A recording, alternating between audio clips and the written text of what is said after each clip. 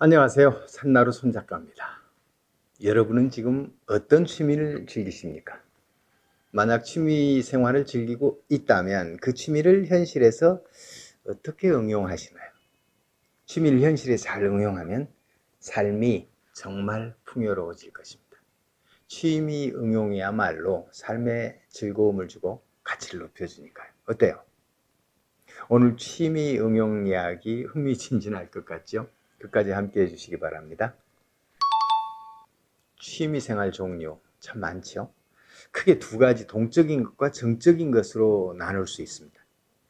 취미생활 중에는 돈이 되는 것도 많습니다. 취미가 발전해서 온전한 직업이 되는 경우도 있고요. 따라서 오늘은 취미생활 응용에 관한 것 중 딱 두 가지를 선택을 해서 이야기하려고 합니다. 하나는 가치의 중심을 둔 취미생활 응용입니다. 그리고 다른 하나는 취미생활을 응용해 돈을 버는 것입니다. 먼저 취미생활을 돈이 되게 하는 응용 방법입니다. 제가 아는 부부가 있는데요. 이 부부는 여행이 취미입니다. 다만 이 부부의 여행은 대부분 자유여행입니다. 여러 곳을 바쁘게 다니기보다는 한 곳에 가서 세세하게 뒤지고 온다고나 할까요? 덕분에 이 부부와 마주 앉으면 정말 즐겁습니다. 세계 각 곳의 역사나 인물 탐구와 함께 특색 있는 음식 이야기를 만져질 듯 들을 수 있거든요. 그 부부가 여행할 때 빼놓지 않은 것이 하나 있습니다. 바로 그 지방 토속 상품점과 골동품 거리를 반드시 탐방하는 것입니다. 부부는 식견도 넓거니와 안목이 꽤 높아요.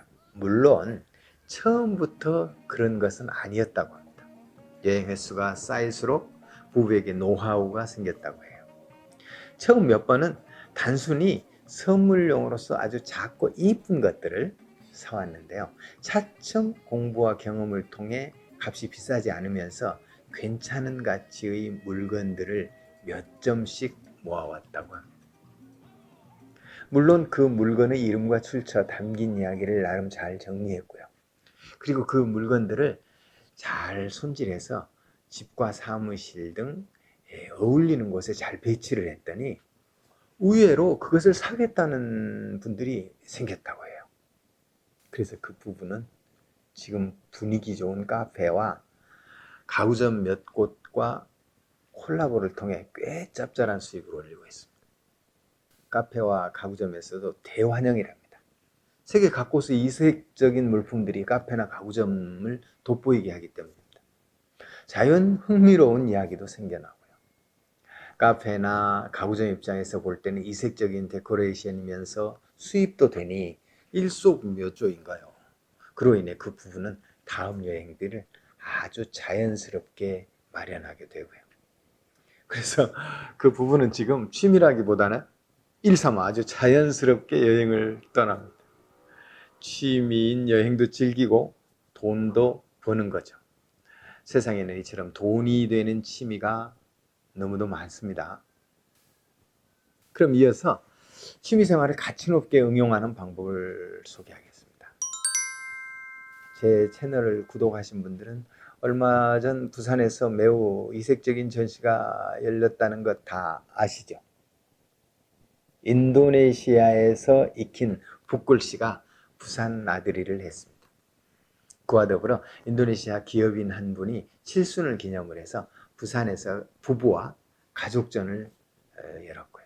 저는 그 두 행사 때문에 모처럼 부산 나들이를 아주 즐겁게 잘 했습니다. 또 인도네시아에 살면서 틈틈이 써온 작가들의 귀국 서예전이 부산시청에서 열리고 있습니다. 문화산책 이상준 기자입니다. 적도의 나라 인도네시아에서 갈고 닦은 묵향이 고국을 찾았습니다. 타국에서 바쁘게 살아가며 때론 허둥대기도 하지만 교민들의 애환과 삶이 글과 그림에 그대로 담겼습니다. 한국서예협회 인도네시아 지회 소속 회원들의 귀국 전시회가 2015년 서울에 이어 올해 두 번째로 부산시청에서 마련됐습니다. 이번 전시회는 이미 소속 서예가 23명의 작품 60여 점이 선보입니다.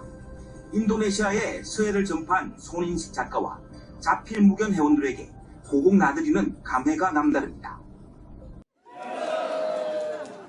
이 두 행사는 인도네시아에 사는 한국인들이 인도네시아에서 익힌 서예 실력을 부산에서 펼친 것이었습니다. 형식적으로는 그래요. 해외에서 익힌 취미가 귀국 전시란 이름으로 응용된 거죠. 이색적이면서도 더불어 함께 즐겼던 품격이 높은 이벤트였어요. 사실 서예를 취미로 즐기는 분들 많잖아요. 그러나 전시라는 결과로 도출하기는 쉽지가 않아요.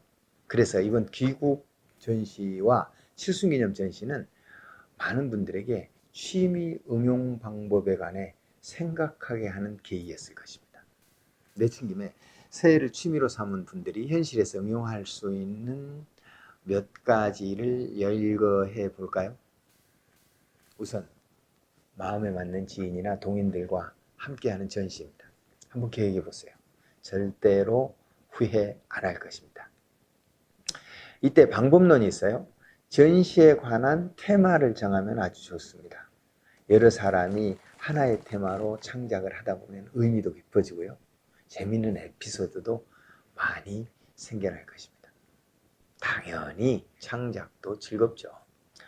만약 부부가 함께 붓을 잡는다면 그야말로 남다른 부부 전시를 할 수 있을 것이고, 부부가 각기 다른 취미를 가졌다 해도 그것은 전혀 문제가 되지 않습니다. 그야말로 함께 하겠다는 뜻만 있다면 문제될 것은 아무것도 없습니다. 회갑이나 칠순과 같은 기념전시야말로 취미를 통해 드러낼 수 있는 가장 가치 있는 이벤트입니다. 서예는요, 평소 기념 선물로도 훌륭한 역할을 합니다. 살다 보면 결혼, 승진, 이사 등 주변에 기념할 일이 얼마나 많습니까? 기념일을 맞아 스스로 휘호한 작품을 선물해 보세요. 두고두고 자랑스러워할 것입니다. 신년 인사 연하장 작품이나 종교에 따른 경전쓰기 등도 서예를 실생활에서 응용할 가치 높은 부분입니다. 그러니 제가 평소 서예를 지도하면서 응용을 강조하지 않을 수 없죠. 그도 모자라서 또 이렇게 영상을 통해 또 다시 응용을 역설합니다. 응용은 직업을 신바람 나는 일로 바뀌게 하고요. 취미를 삶의 가치를 한껏 높이는 도구로 전환시킵니다. 응용. 오늘 당장 일과 취미를 응용할 목적을 세우십시오. 어렵게 생각되던 일이 쉬워질 것입니다. 일도 취미도 습득도 빨라지고 구사 방법도 더욱 발전될 것입니다. 취미생활은 자신이 즐기는 것입니다. 스스로 계획해서 시간과 돈을 쓰는 것이 취미활동이죠. 시간과 돈을 소비하는 것입니다. 그러나 그 소비는 허비나 낭비와는 다른 차원입니다. 그야말로 활용, 시간과 돈을 살려서 응용하는 것이죠. 이 멋진 소비야말로 삶의 질을 높여줄 것입니다. 그래서 시간과 돈을 어떻게 쓸 것인가 반드시 공부해야 합니다. 취미를 잘 응용하면 이웃에게도 좋은 영향을 미칩니다. 살면서 타인에게 좋은 영향을 미치는 것, 이것이 바로 복 짓는 일 아닌가요? 여러분, 지금 즐기시는 그 취미를 일상에서 어떻게 응용해 보시렵니까? 세상이 응용이라는 것 다 아시죠? 사람의 삶이야말로 응용이라는 것도요. 제가 늘 외치는 슬로건, 세상은 날마다 창작입니다.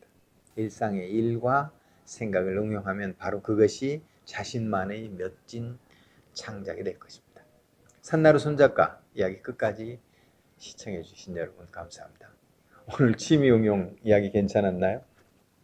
구독과 좋아요, 알람 설정 부탁드립니다.